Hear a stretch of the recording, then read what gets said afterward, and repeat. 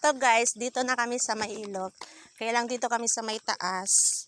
Kasi wala masyadong talagang tao. Dito sa baba marami na po naglalaba. Kasi tuwing walang tubig, lahat kami guys, dito kami pupunta maglaba sa may ilog. Mahirap talaga pag walang tubig. Shout out pala sa Water District. Paano na yan yung ano? Sama daw si Auntie Eric na diwa na daw.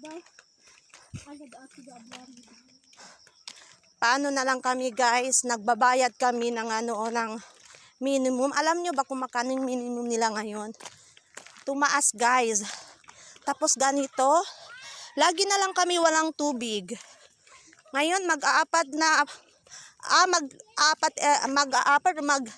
lilimang araw na kaming walang tubig. My God. Bulok talaga yung serbisyo dito sa amin guys, yung water district na to. Lagi na lang, hindi naman yung parang paminsan-minsan, hindi po paminsan-minsan. Palagi na lang po kami walang tubig. Sana hindi na lang sila naglagay dito ng water district.